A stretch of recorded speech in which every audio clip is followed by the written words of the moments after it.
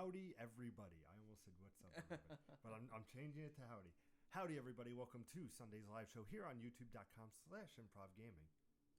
You know what it's all about. You know who I'm with. He only has the best ponytail in the business. It's fabulous. It's Mr. Nicholas De Jesus. How's it going, ladies and gentlemen? And I'm here with the host with the most, Mr. I'm Wondering himself, with the Kango cap in tow. It's Mr. Peter Anderson. I love this Kango cap. I know you do.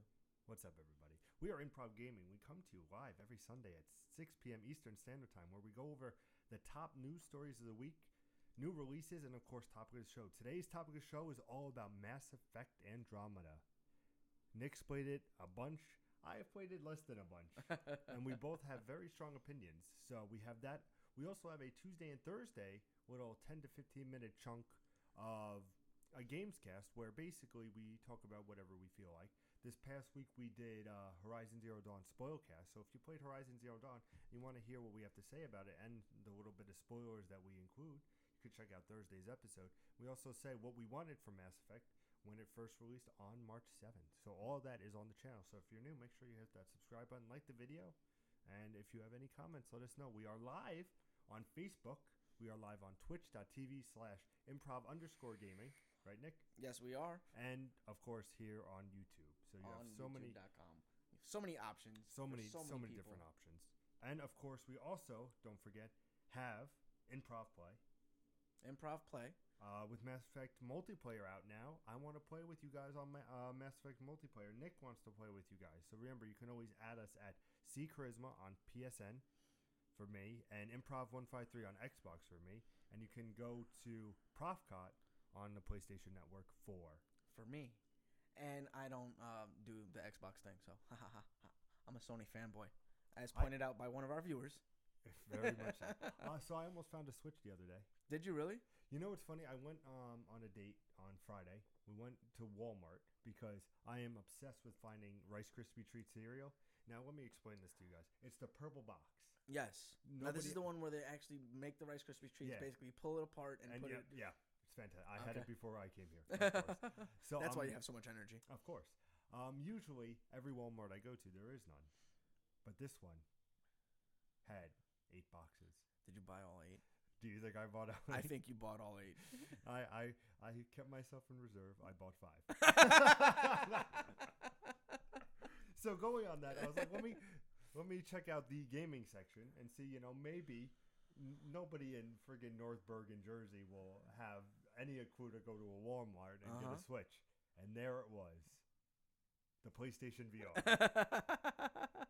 Hundreds of them, no. Like 5 of them. And I was like, where the hell were you 3 months ago? Yeah, where the fuck did you guys all come from, you bastards? No Nintendo Switch. Really? Yeah. Really? Toys R Us said they had it this week, but I wanted to wait for you. But now I'm just like, you know what? I'm going to put it as my birthday gift. Oh, yeah, why not? Why not? Because you know what? I can't wait for your slow ass. Nick, let's jump into topic of the show. Topic of the show. It's all about Mass Effect Andromeda. Mass Effect Andromeda. Now, let's set the stage. We were going to record for next week's episode a couple days ago. Yes. And you had a problem with the car, so I swooped in. To help you out with the car by giving motivational speaking. By motivating me and encouraging my progress, which I made none of. And you were very disgusted with the game. Very disgusted. Yeah, is that the right word? I hope so. I don't know if that was the right word. I never got a water. Son of a bitch. It's going to be a very long show, I feel. So you were not as a big fan at first. Has it continued to be that way? So when I got the game and I loaded it up and I started playing, about the first 10 hours, I was like, oh no. Oh God, no. No, what are you doing? Like it just started to like snowball out of control. Like this kind of fear of what was to come started to creep its way in. Yeah, I would say creep its way in, but more like just started to envelop my entire experience. It was like this darkness in the pit of my stomach, and then soon it became a darkness filling the entire room.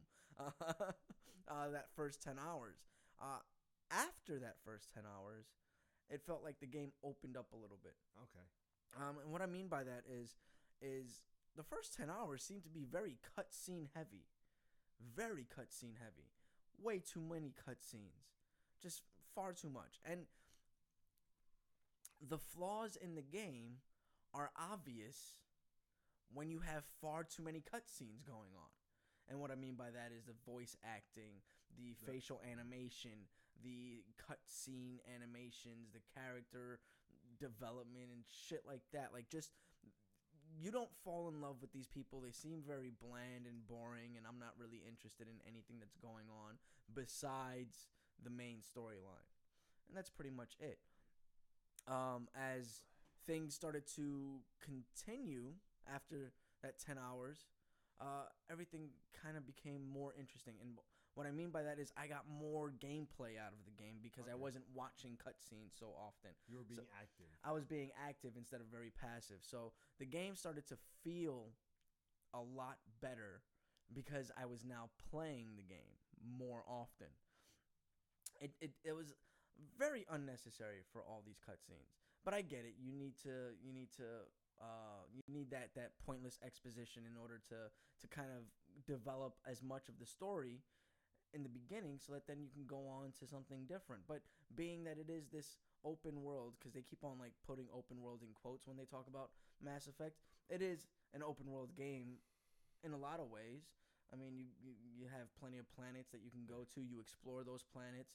You know, it's an open world game. I feel like it's an open world game. A lot of things that I didn't like that they brought back, like the fucking probes. I hate the fucking probes. I always hated the fucking probes. They did a better job on the probes, but I still fucking hate the probes. I liked in Mass Effect 1 where there was like 2 or 3 planets inside of a solar system that you could actually land on and travel. And then you get out of that. You know what I'm saying? Whereas in Mass Effect 2, it was like there's always one planet you can land on, and then the rest of them you just probe for minerals. Yeah. That's what Mass Effect 2 was. Mass Effect 3 seemed to go back to, there's like 2 planets you can land on. But this went very much back to Mass Effect 2, which everybody is very happy about Mass Effect 2. And it seems like EA wanted to expand on the positive of Mass Effect 2, which Mass Effect 2, to me, wasn't the fucking probing. You know, that you got the Land Rover back from Mass Effect 1 and 3, which is nice. I think Mass Effect 3 had the Land Rover. Something like it. It wasn't the exact same thing, but it was close enough. It was similar. So Mass Effect 3 had that, and Mass Effect 1, but Mass Effect 2 did not have that. You didn't have the exploring the entire planet. Now, you don't get to explore the entire planet. Obviously, it's like this one area of the planet that you get to explore. I don't know. I mean, I'm still kind of on the fence when it comes to Mass Effect Andromeda. It's... So how many hours are you in right now? 30 maybe? But mind you, right, Mass Effect has always been a very slow game. Yeah. You know, so 30 hours in a Mass Effect game is like 15 in any other game. You know, it's about half the time because you're traveling here, you're traveling there, you're, you know, unnecessary exposition. We're talking about this issue, then we go to this planet to take care of this problem, then we go to that planet to take care of this problem, and now, after visiting 17 different planets on 16 different solar systems, you finally completed your mission. So it's very slow. Yeah. You know?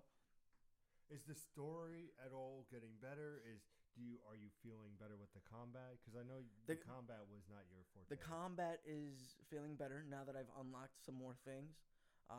The combat seems not smooth. I wouldn't say it's smooth. I would say it's still clunky. I think what they were able to do in Mass Effect was to subvert the clunkiness of movement by adding the biotic powers and all that stuff. So giving him that jump and that dash really helps you subvert the whole idea that he's a very clunky mover. Yeah. It's not meant to be a first-person shooter where you pull the right trigger and you fire it off.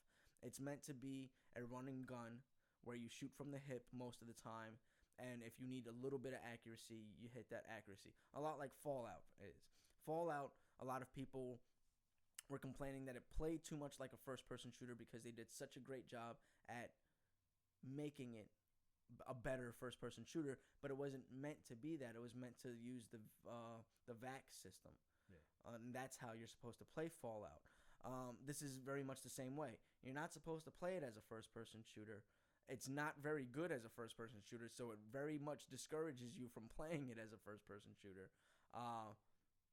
You gotta shoot from the hip on Mass Effect Andromeda for it to feel like a good game. I think that's the smoothest ability you're gonna get. It doesn't play very well when you do the aim down the scope and fire button. When you aim and fire, it doesn't play very well that way. It plays very well if you just fire from the hip when you need a little bit of accuracy, like sniper rifles. More damage when you look down the scope on a sniper rifle. That tells you everything you need to know about the game. You don't always have to use the scope. You're not supposed to always use the scope. If you're using a sniper rifle, you get more damage if you use the scope. But every other gun is just as accurate without using the scope. Have you been doing side missions or making relationships or? Yeah. Cora is the target right now in terms of the romantic relationship in there. Is she a human? She's a human Krogan? that was raised, or that she was the first human to be accepted into the Asari as a commando, as an Asari commando. So this. Is she the pilot? No. No, she's Ashley from Mass Effect. Okay. You remember Ashley? She's your Ashley in this game. Okay. Okay.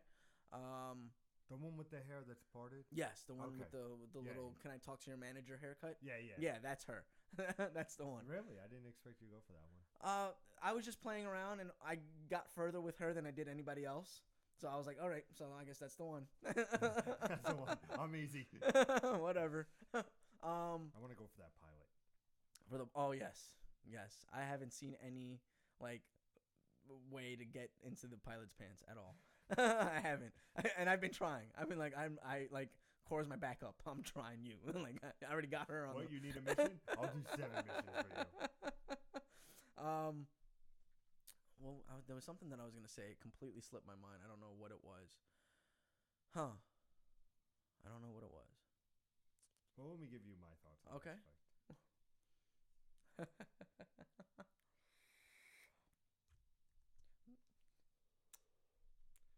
Yeah, Mass Effect. You and me are in a broken relationship at the moment. No, I am a couple hours into Mass Effect right now. And I'm enjoying it? Okay. Question mark, exclamation point? Yeah. What I mean by that is right now I'm in the new beginning, which is where I actually was playing from you when I came over the other day. Okay. I just finished that Sudoku puzzle. That fucking son of a bitch. No, I just met up with the Krogan. I don't know. I don't remember his name. I hope he comes to my party, but I don't think he will. The one with the bones around his. Yeah. Okay. And that's basically. Okay. So I'm not too.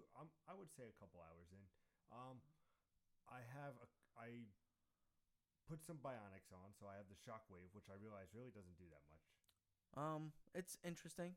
It's nice. Shockwave. I don't know. Did you play with Shockwave in the last season? Shockwave is a way to get your enemy out of cover.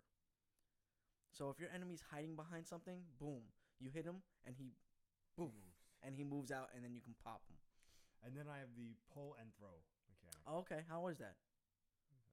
Certain enemies it works on, certain they just stand there. Like if they're weaker, like sometimes I'll pick them up and they will be thrown over here. Sometimes I'll just pick it up and he'll like if I just pull, he'll be in air and I could just Yeah. But if I have the pull and throw, I just go but some enemies just stand there and I'm just like.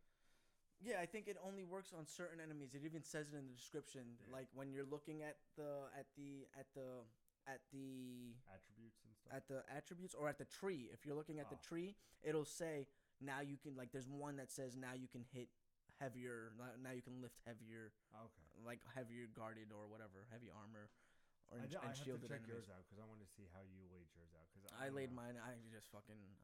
I'm going more the adept route. So I have combat that I'm putting a lot of effort into, and I have biotics that I'm putting a lot of effort into.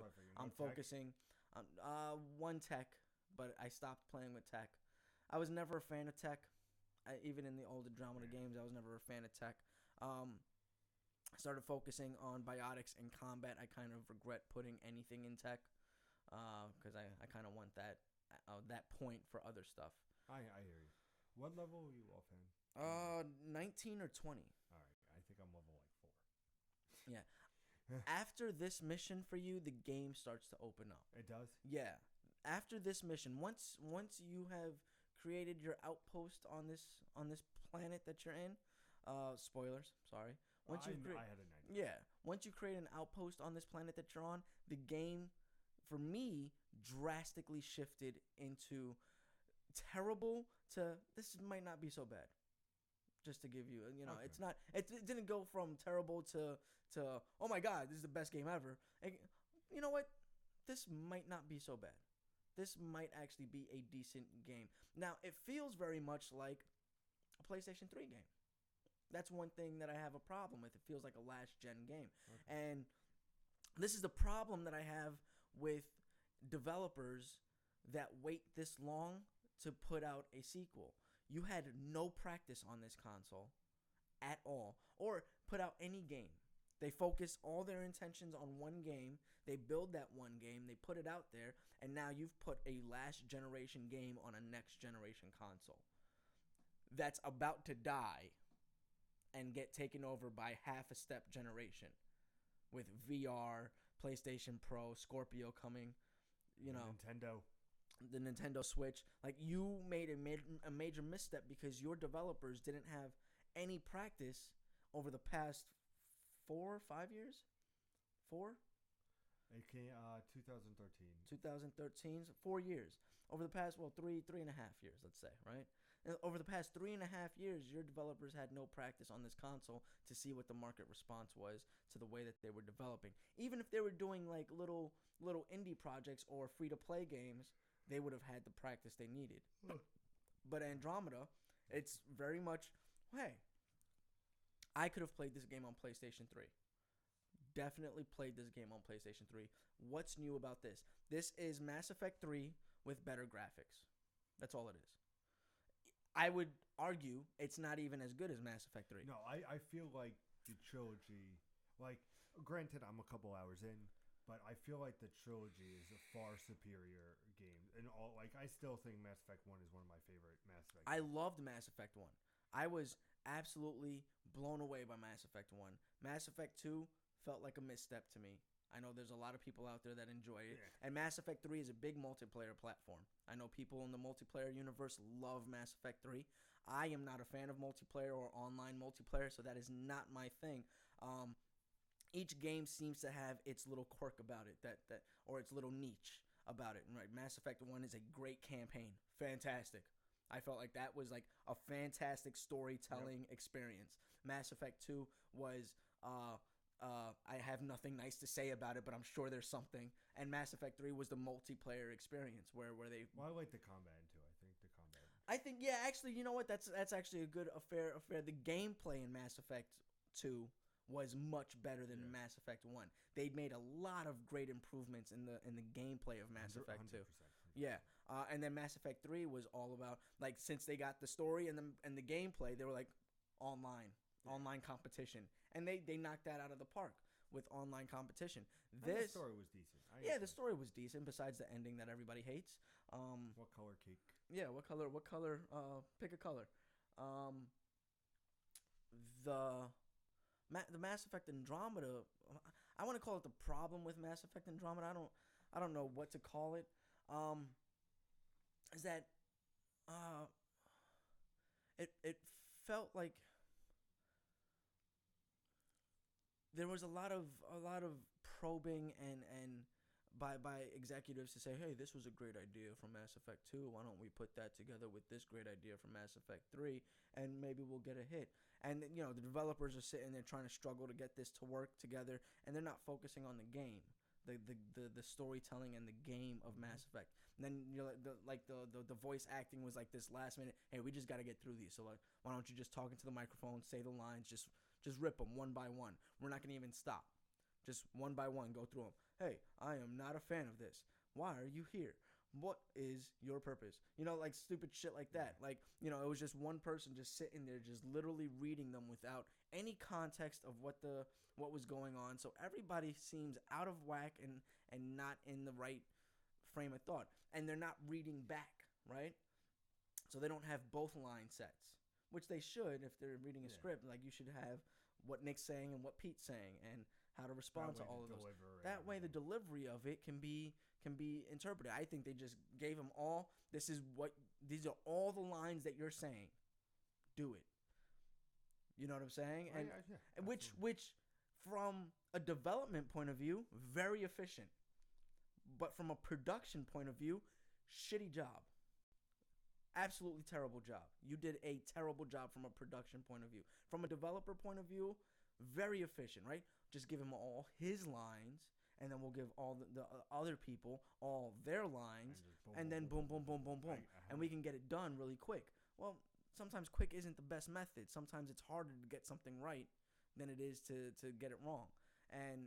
Or I would argue that most of the time it's harder to get it right than it is to get it wrong. It's much easier to get it wrong. And you get it wrong when you do something like that because you're not providing the context for these lines. Yeah. And it shows dramatically. See, and this topic of the show has been running a little long, so we'll end it in a couple. My biggest thought is Rex in Mass Effect 1, when you basically have to, like, calm him the fuck down so he doesn't go haywire. Like, that is very emotional. It was so well done. And I was like, I am right now. Rex has always been my favorite, you know, right next to Garrus. Like, those were my boys. Yeah, yeah. And, like, I was like, oh, come on, bro. Like, come on. Like, and it was so tough, but it made it so much more impactful. And here it's just like, we're here because I'm a Pathfinder and I need to be on this planet to save 1,000,000 lives. And I was like, cool. Cool story, bro. Tell me something. I did use the default rider, though. Oh, you did? No, I customized mine. Right. You saw that. I like how the father shifts based off of the customization of the brother and sister. Yeah. I like how the father's appearance shifts. I was like, oh, wait a minute. They didn't make that. I made that. So it was nice because I saw like features of the brother. I saw features of the sister all combined to create the father. It was really cool. This might be a little bit spoiler, so if you know what that means.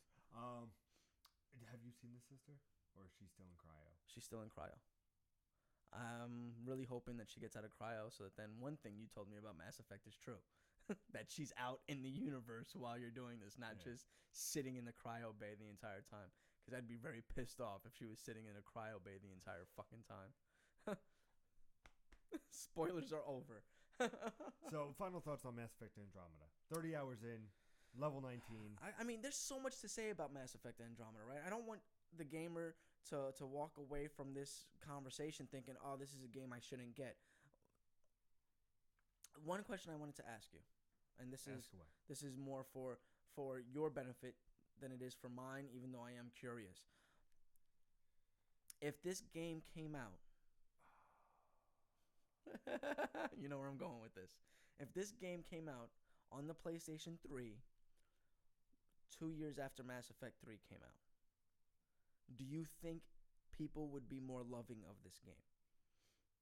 Because I'm gonna answer the question while you think. Is that okay?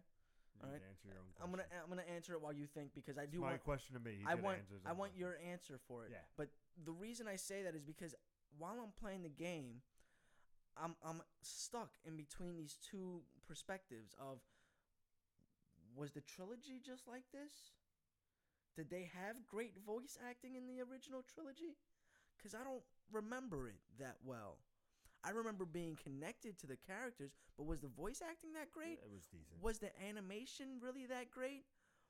Was the gameplay that phenomenal that it wasn't clunky? Or was it clunky because it was limited by the PS3 hardware, so I accepted it? You get what I'm saying? So now, fast forward, PlayStation 4, 5-8 years later, I don't know how long it's been. Am I getting the same game that I played before? I just have higher expectations now. Because Horizon Zero Dawn was fucking phenomenal. Sony. Wild Hunt was fucking... not Wild Hunt. Wild Hunt is phenomenal. Witcher 3 Wild Hunt. Yes, Wild Hunt. That's what I was thinking. Wild Hunt was so fucking phenomenal. You know, we've played such fucking phenomenal games, AAA games that are just like blow your mind away. And it's like, okay, now Mass Effect has to bring it. And they didn't bring it to that level. Like the bar was raised so high, and Mass Effect was in the previous generation your Witcher, your Horizon Zero Dawn. That's how important it was to us. 100%. You know, but maybe it wasn't capable because of the limitations of the hardware to get there. But now we've gotten there, and Mass Effect didn't get there with it. I don't. That's So my. I have a lot to unpackage with. Yes. A lot of what you said. Let's start with. I feel like it would be a very strong game if it came a couple of years after Mass Effect 3. I mean, it might get a little bit of hate because of the Mass Effect ending, Mass Effect 3 ending, excuse me, Yeah. and how all that was like, oh my god, pick a color, do this. I feel though it would have still been strong because it would have been like, you know what? I still like this universe. Oh, we're going somewhere. We're going to the Andromeda Galaxy. Let's check that out, you know. And I think, like you said, with the PS3 and it's the best it can do, you know, it had its quirks, but you also have to remember, and not to, I'm saying, it also brought us Last of Us, which is a fantastic game. So, like I said, I think the trilogy, because the nice thing with this is the trilogy made it great. You fell in love with Shepard and Garrus and Rex and you followed these guys through 3 games, similar to Uncharted. You fell in love with Nathan Drake. You fell in love even more with him and Elena in 2. 3 and then 4, the combination. God of War, same thing. Kratos, very angry man, but then you started to feel for him, and by the 3rd game, you're like, you know what? I understand where this character's coming from. So I feel with Mass Effect Andromeda, if this is the beginning of a trilogy, and like I said, we're still very early to see, I think it will just build. I think it will maybe be a reverse effect. How Mass Effect 1 is great by a lot of standards. Mass Effect 2 is really beloved. And then Mass Effect 3 is, you know, taken with a grain of salt. I think Andromeda will be taken with a grain of salt. People will love it or they'll hate it.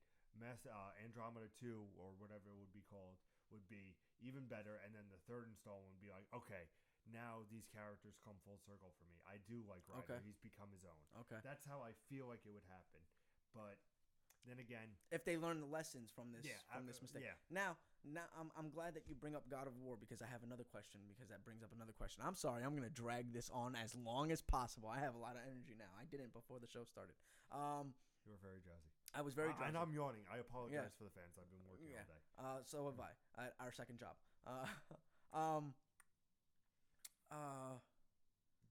Kratos. I'm glad you bring up Kratos because we kind of have that same gap with the Kratos situation. Yes. Right? Phenomenal trilogy that we all pretty much enjoyed. Not an open world. Very much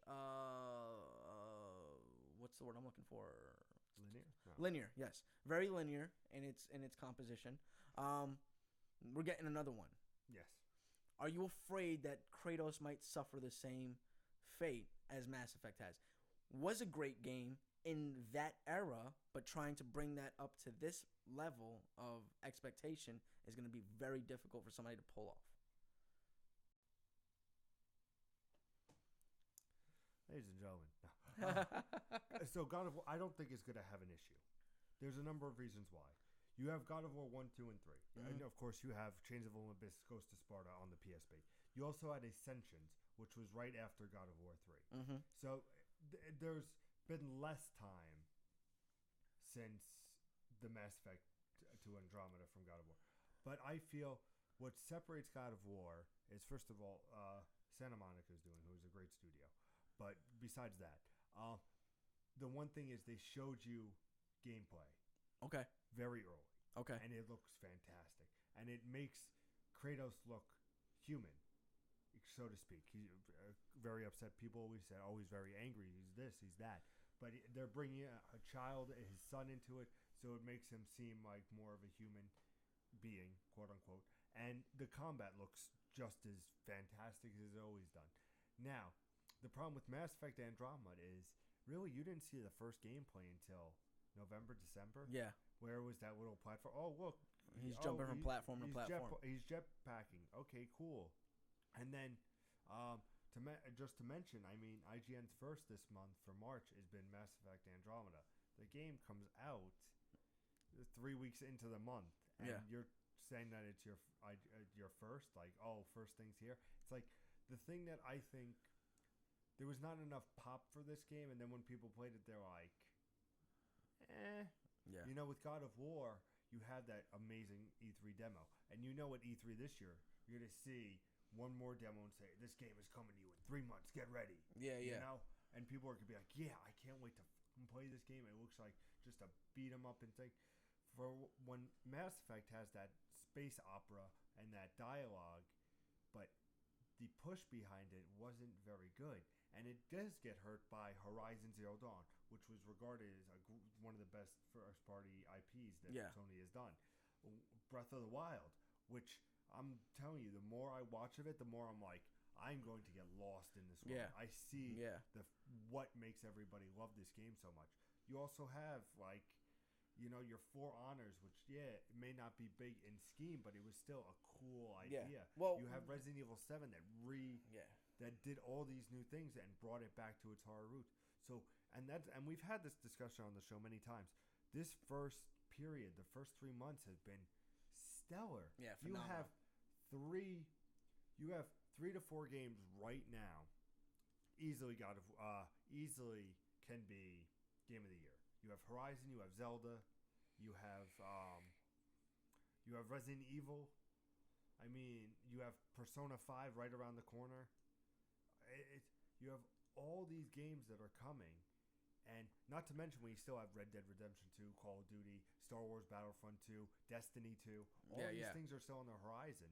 No pun intended. Pun entirely intended. But I feel like Mass Effect really...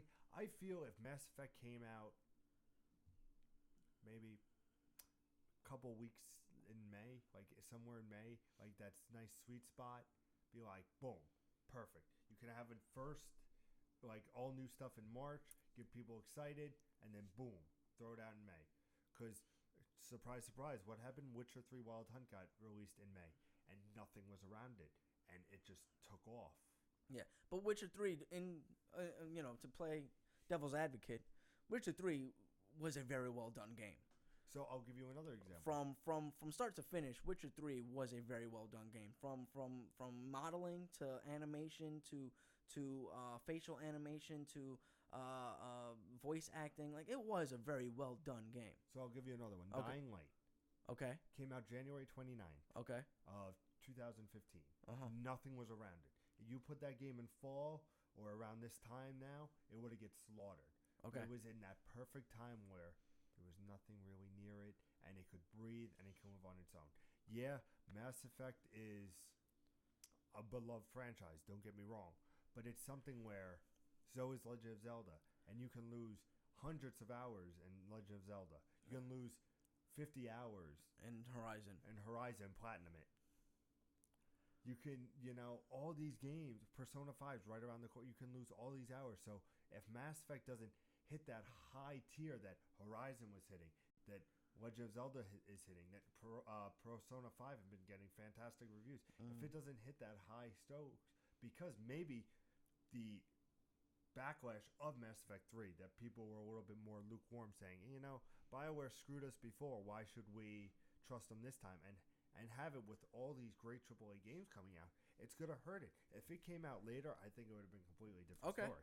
All right. Hands down, I think it would have been a completely different story. I don't think it would have been a completely different story. I disagree on that. I think they probably would have gotten more sales revenue out of their game, but I don't think it would have been a completely different story. I think the reviews would have been as poor as they are. Well, the reviews are good. People are saying it's good, but I feel like it's not great. Yeah, that's why I'm saying as poor as they are, because Mass Effect should be a 9.5.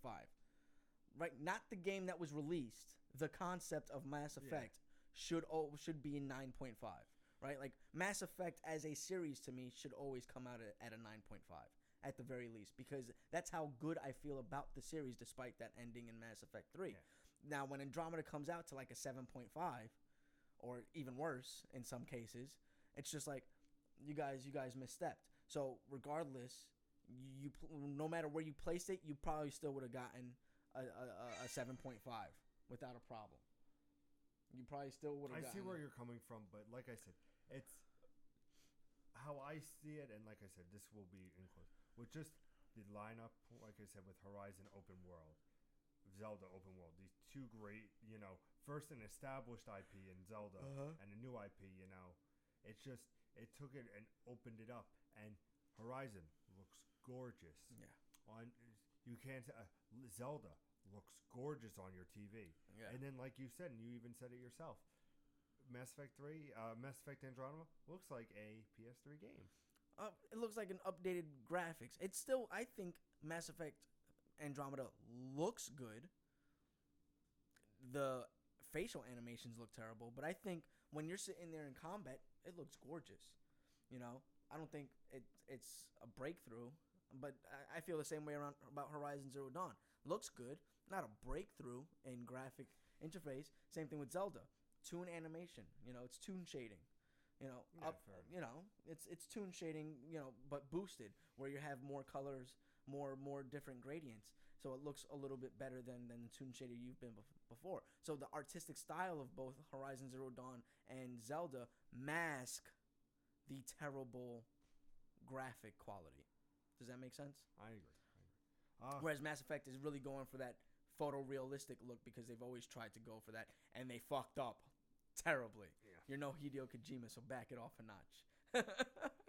So we've been talking for 35 minutes about this topic. 36 minutes and 48 seconds. Jesus. I am sorry, ladies and gentlemen. We thought last week for our Sunday live show, which you can check out on YouTube and on Facebook. And on Twitch. On Twitch. It's all about the kind of funny Kyle Moriarty and his departure and what we thought about the whole situation. That was a rousing 25-minute conversation, but we decided to totally dump on that. Yeah, I don't know how we were able to pull that off, because I'm more passionate about Colin than I am about Mass Effect. I think, you know what it is? You gave me these questions and then it just well, that's down. like as we talked about it, like you kind of brought up some interesting points that I kind of wanted to further expand on and get your perspective on it. So Nick, that was topic of the show. Topic of the show, ladies and gentlemen. If you have any questions, concerns, or you want to tell us what your thoughts were for the Mass Effect so far, let us know in the comments below. Let us know in the comments below or on the chat to the right. Is it to your right? Yes. I think it's to your right. Or below or Facebook. Or below for Facebook. Or wherever it is for Twitch. It's to the right. Is it to the right for Twitch? Yeah. Okay. So to the right for Twitch. To the right, and if you need something else, you go down to Facebook. Don't try that again. Never again. That was the dopest. That was the dopest. I had the dopest in that. Nick, it's time for the top news stories of the week. Top news stories of the week. Get ready, Nick. We have 37 items this week. That's not funny, Pete. There's nothing funny about that. I'm sorry, guys. There's nothing funny about that. I'll be serious. Nick, we have 25 items. All right. This is Let's all be serious, guys. Let's all be serious. Nick, we have 14 items this week. Is it really 14? Yes, it is. Okay. A farmer's acre. Times it by 2. It's 28 items. Oh, my God, you son of a bitch. He got me. Number one. Nintendo's president says that revenue for Super Mario Run was lower than expected. No shit. But he insists the pay-to-play mobile games are here to stay for the gaming giant. Basically, they did not meet our expectations. Super Mario Run, the first mobile game to feature Nintendo's star character. This is going to suck with that water, just so you know. It's free to download. It's only, it's $10. Pete, do you want me to get you some water? Yeah, that would be fine. All right, Pete, I'm going to go get you some water. Right. By the end of January, the game hit a whopping 78 million downloads, only on iOS because it's coming out this week for Android. But only 5% of the players, including me, did buy the full game. Now, I have something to say since Nick's giving me the water about this game. I was not water about this game? The water. Is that what I said? Yeah. I am very sleep deprived. I have no H2O. This is just me going crazy. No, I feel like Super Mario. Oh my Jesus Christ! Hold on. Water. Holy shit. Oh, that feels so much better. Okay. You're welcome, Pete. Anytime, buddy. So, like I was saying, no, I feel like Nintendo has a good plan with staying with the play mobile, to say that they are going to continue with it. I could see a Legend of Zelda type game coming to it next. For those who played Super Mario Run, it is fun. Is it worth the $10 gamble? We've talked about this on the show before, but what price point do you think Nintendo has to come to in order to really get the pay-to-play market to respond to their games? Because Mario Run probably wasn't worth $10. No. But what would you have spent on Mario Run?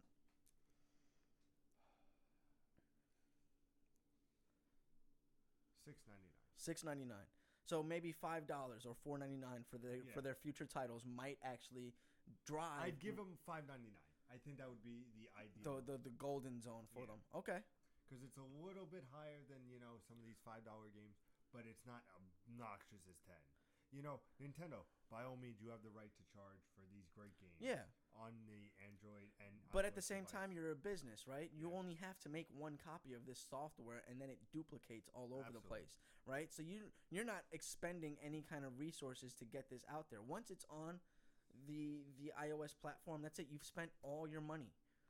Now everybody can buy your games. So if you're putting high quality out there, but you're overcharging it because you're Nintendo and you feel like you have the right to, people aren't going to respond to that on an iOS platform or an Android platform. So you're going to have to bring it down a notch, Nintendo, and stop charging DLC prices for mobile games when the mobile game market really thrives on a $1.99 price scheme. Like it's $1.99 for a lot of games on the mobile market. And on the higher end, $2.99. Yeah, like that's the higher end of it. So understand where you sit in that. Yes, you're Nintendo, but these guys have been doing mobile games since before you decided to jump in. Absolutely. Before you did Pokemon Go, these guys were already doing mobile games, and they're the pioneers of this. So now you're jumping into their market. You can't reinvent it and turn it into your market. You're going to somebody's house. You better respect the rules.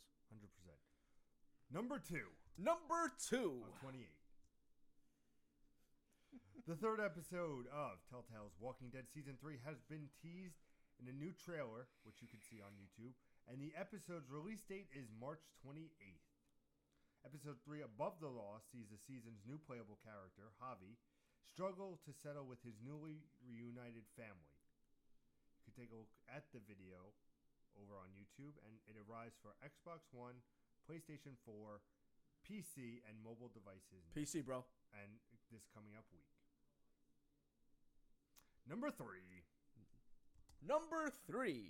not gonna work. That didn't work. It's on me. Hi. I'll be Nick. Number 3. I should do every time it goes back to me, just make a random face.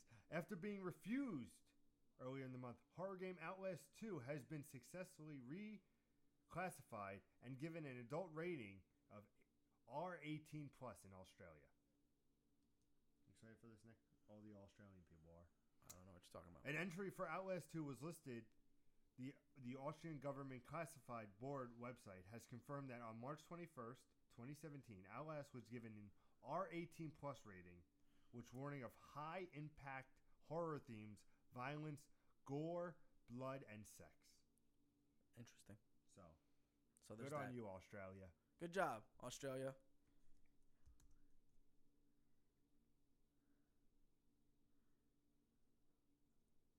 We're just waiting here.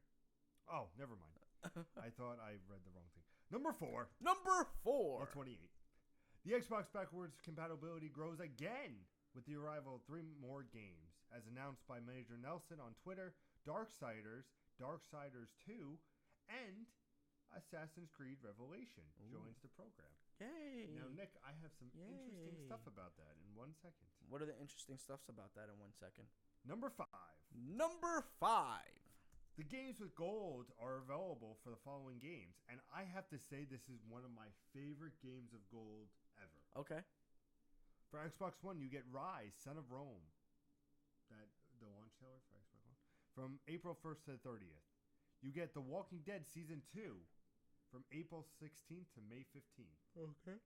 And for Xbox 360, you get Darksiders from April 1st to the 15th, and Assassin's Creed Revelations from the 16th to the 30th. Okay. All right, that's a pretty nice lineup. So showing some love to the backwards compatibility. So you could basically get all these games. Yeah. If you have Xbox Gold, you're golden. I can't wait to play Rise. I think that's just going to be a fun game to play. Yeah. It was not worth the price tag, I think, but if it's free, yeah, why not? Why not? Why the fuck not? And it looks cool. I like that shit. Sure thing. So number 6. Number 6. It is no secret that the sequel to Destiny is slated for release later this year, but it appears we have the opportunity to play it prior to its release. As a poster has surfaced on an Italian website, Lega Network reveals that both a name, Destiny 2, and a release date of, any guesses? No guesses. No guesses. September 8th. Another poster also has been shared, referring that there is a beta that will be first available on PlayStation 4.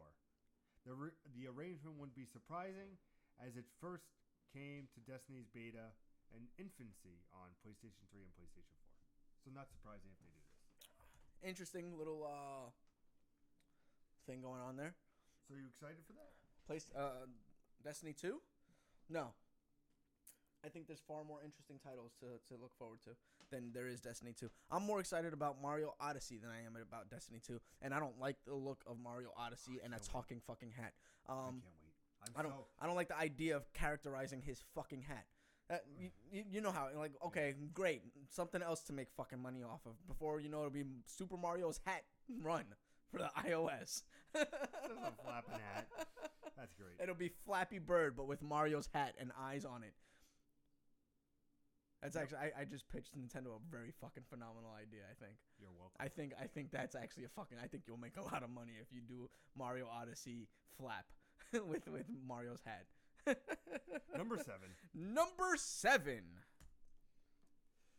Ubisoft has revealed that it will be working on an Assassin's Creed TV series. Oh, God. Did you see the movie? No. Did you? Yes. Is it terrible? Look at the people. They don't have a word for how bad that movie was. There is not been invented in all the history of human ingenuity a word to describe the atrocity that is Assassin's Creed theatrical debut. It's horrible. It's absolutely atrocious, and they set it up for a sequel. I don't think there's going to be a sequel. Quote, we will take our time to make sure we deliver something that we can be proud of. End quote. An Assassin's Creed. Did they really say that? Assassin's Creed TV show has yet been formally announced last year. Oh my god, now I have the hiccups. Ubisoft CEO Yves Guillemot said that the company is in talks with Netflix for a series. I'm getting ready for another hiccup. But he did not say which Ubisoft property might.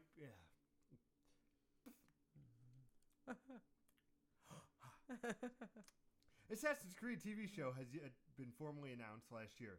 CEO Yves Guillemot said to the company, "We are in talks with Netflix for a series," but he did not say which Ubisoft property might be spawned into a show. It could possibly be Assassin's Creed, one of Ubisoft's biggest and recognizable brand. It'll be Watch Dogs. Probably. It'll be Watch Dogs because Netflix needs a series that's going to compete with Amazon's hacker show. I don't remember what the show is. Absolutely phenomenal, but is it really? Yeah, it's absolutely phenomenal. It's really good. It's a really good show. Mr.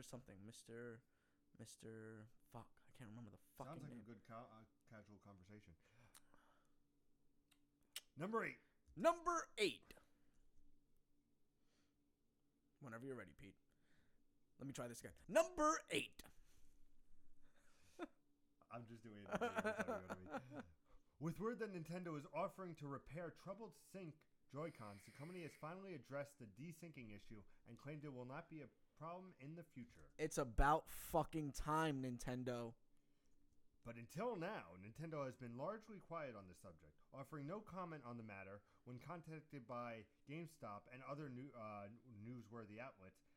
The outside of a support site article is a long statement before today claimed there is no widespread technical problem with Switch, they said. Today, Nintendo issue a statement that attributes the problem that will have some experience of manufacturing variety, but they have yet been removed. There is no issue with the Joy-Con controllers and no widespread proactive repair or replacement effort underway. Nintendo said in a recent statement given to GameSpot, quote, a manufacturing variety has been resolved in the wireless interface with a small number of the left Joy-Cons. Moving forward, this will not be an issue as the manufacturing has been addressed and corrected at the factory level. Okay, so there was an issue where they were building the chips a little bit differently in one factory, whereas they were building it a different way in another factory. And I guess maybe this factory outsourced. This is what happens in a lot of areas, right? Nintendo goes to a bunch of factories, says, "Hey, we're hiring you to build our Nintendo Switch." That factory goes, "We can't handle this kind of volume, so we're gonna outsource our project to 3 different factories, and we're gonna outsource portions of it to different factories, and we're gonna say these are the specifications." And then one of those factories goes, "But we can get away with this to make ends meet." And they do that, and that's where you have that error where a very small percentage of left Joy-Cons are fucked up because of the fact that that factory outsourced it to these 3 subsidiary factories, and that one said, "We're going to cheat a little bit." Yep. We are determined a simple fix can be made by improving the connectivity of the left Joy-Con. Number 9. Pete, I was in the middle of a drink, but number 9. And probably a Gamescast topic this week. Probably a Gamescast topic so we're not this going week. to go into it very deeply. Whoa. Mind blown, bro. Mind blown. What? They're talking about something that they're going to do in the future, and they might actually do it in the future instead of pre-record it? Holy shit. All right. Social networking giant Facebook announced today that it is expanding the platform of live streaming capabilities. Oh, nice. Starting today, anyone can post a live stream video from PC, desktop, or laptop computers on their personal page. This new feature from Facebook puts the company more closely in competition with Twitch, which offers streaming service through PC, consoles, and mobile. Because in the announcement, Facebook specifically called out gaming, saying the new feature will make it easier than ever to stream your PC gaming to friends and followers. Ooh. All right. How about console gaming? How about console gaming, Facebook? How about... In your Facebook. You know it's still on me. I know, but I can still say these things. It can still hear me just because my face isn't there, Pete. In your Facebook. So expect a Gamescast topic on that for our full details. Okay, I think that's a good idea. I figured you would like that. Number 10. Number 10. Out of 28. Bethesda has confirmed that Fallout 4 virtual reality version will be playable at the show floor at E3 this year, which is the first time it's open to the public, remember. According to Hip Hop Gamer via Game Rant, Bethesda's Pete Hines confirmed that this and provided a status of an upcoming game, which was officially announced at E3 2016, tagged with a VR version of Doom. Although Hines himself does not play VR, often due to the motion sickness, he learns encouraging things from game director Todd Howard. Nice, very nice. We're going to get a VR Doom. Are you excited? That's pretty exciting, actually. Could you imagine, like, all that blood and gore right up in your face? Seems pretty exciting. You know what else is exciting? No, I don't know what else is exciting. Tell me, Pete. Number 11. Number 11 out of 24, apparently. 28. Well, whatever. Ghost Recon Wildlands update is coming out very soon, and here's what it does when it drops. So I'm going to go over just a couple of things. Oh, God. Just a couple. It's an update? Yes. Okay. This update will run. When is it coming? Soon. Can I read? Goddamn pain in the ass. It's for all platforms? Yes. It comes out March 23rd, you son of a bitch. The patch will be around 3 gigs on the console. A 3 gigabyte patch. That's huge. Yes, it is. That's huge. That's It's huge. gonna be huge. That's huge. So a couple keynote things to look for missions and narrative. Adjustive variety mission triggers in order to smoothen the gameplay process. So a lot of people, myself included with some of my people, it's very hard to see and say, "Oh, you're doing this mission. Let me do this. How can I join?" It's a pain in the ass. Okay. So it's the Destiny problem. Yeah. Okay. Basically. Fixed situation where dialogue and barks will no longer trigger correctly. Dialogue and barks? Barks as in like a dog barking? Oh, man. Imagine, God forbid, the barks were out of sync. How dare you? How dare you? Dogs are man's best friend. God damn it. Please continue. The NPCs now exit the vehicle properly and stop the convoy missions. Okay. User interface. Players can now select what intel they want to collect, even though all HUDs have been turned off. So basically, you can choose which one you want to go to. What else? Co-op. The following achievements should be awarded to all players in the 2 missions, which are 2 missions. I don't want to spoil. Okay. Obviously. But bug fixes where it's it would register with a 0.5 second lag. Fix kick/ban vote notification. Fixes 4-player sessions for connectivity. It fixes disconnection bugs. It fixes errors while looking for public sections. And it fixes bugs where the user cannot reconnect to the previous screen. Okay. Finally, gameplay. Players now can select the vehicle they want when they want to spawn using the drop vehicle rebel skill. Okay. Fixed XP awarded when killing an enemy undetected. You get a couple of bit more. Okay. Fixed spikes, not slowing them down in water. Fixed flash grenades, not stopping detection. Fixed bugs where sometimes players could not tag enemies after somebody else joins. Adjusted damage caused by explosive in arcade difficulty. Fixed issues where someone pilots don't die after AI helicopter crashes. So some minor stuff. Okay. And then you have audio where add a feature allowing the players to mute every radio in the game. This is a fucking pain. This is where I go into the car and I'm listening and it's some shitty fucking radio on. I was like, can I turn this off? No, there's no way to turn this off. What is a more soothing sound than listening to this radio? I lay on the horn the whole way. No, do you really? Yes, I do. Wow. That's terrible. For stability, it also fixes various crashes. Like I said, bunch of graphic stuff and everything. And there's also PC improvements, which is its own separate thing. And you could always check that out over on the Google Magic. Number 12. Separately from the freebie, Sony has launched a new promotion for those interested in subscribing or extending their PlayStation Plus membership. From now until the end of the month, buying a 12-month subscription through the PlayStation Store will net you an extra 3 months. That's cool. Similar to their Showtime deal. Yeah. But I figured people would want to know. Yeah. That's You nice. know, we are Sony fanboys. We are Sony fanboys.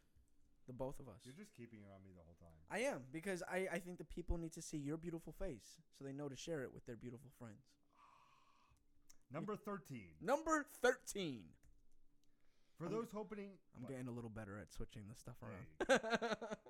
Those hoping for an appearance by Nathan Drake in the Uncharted The Lost Legacy are going to be let down ahead of the game's release. In a post based on PlayStation blog, writer Josh reveals that the idea of an appearance was commented on? No. Was talked about? Was discussed before the ultimate decision. How the fuck did you get a ka from a duh? Was ultimately being discarded. Clearly, ladies and gentlemen, Pete's reading lessons have not paid off yet.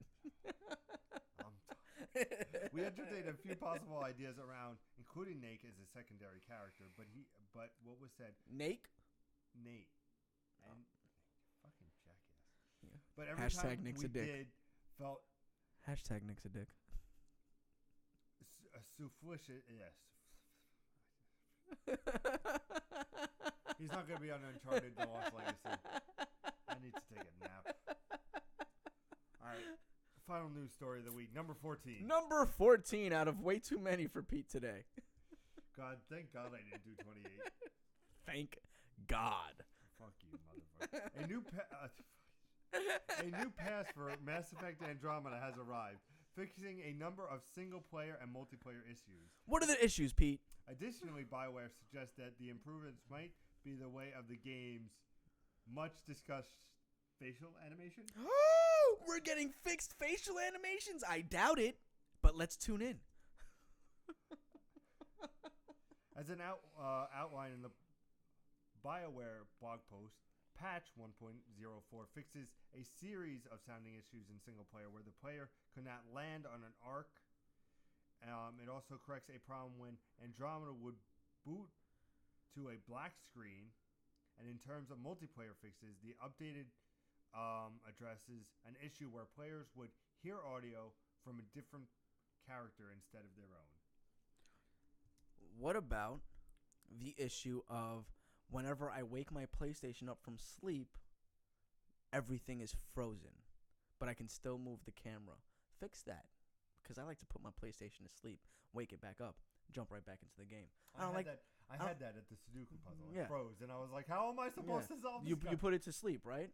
No, It just froze on Yeah, you. it just Really? froze, yeah. No, whenever mine freezes where I can just move the camera around, it's because I wake the PlayStation up from sleep and the game is still running in the background. I go into the game and everything is frozen. And literally everything is frozen, but the camera I can move around.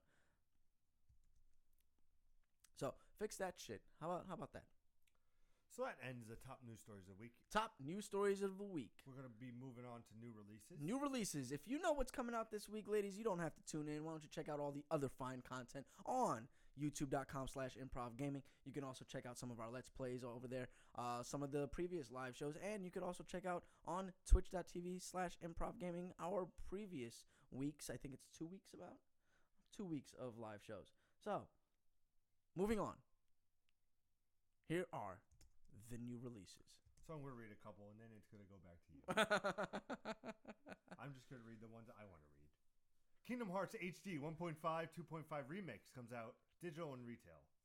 Kingdom Hearts HD 1.5 and 2.5 Remix is an HD remastered collection of 6 unforgettable Kingdom Hearts experiences available for the first time on PlayStation 4. I already am excited to get this game. And the only other one I'm going to talk about is MLB The Show 17. Comes out digital and retail. Not interested. MLB The Show 17 delivers the most authentic and personal baseball gaming experience on the console. This year's show will show off exciting gameplay improvements and greater ability to personalize your baseball experience. I did the one shot of Pete because he's the only person in this room right now that is interested in video game sports games. So, since Pete is tired and can't read today. There's a couple left. Old-time hockey comes out digital for PlayStation 4. Aggressive hockey players are back in town. Experience hockey the way it was meant to be. Played in the old-school arcade-style hockey game where blood on the ice is just another day at the rink. That picture is phenomenal. It is.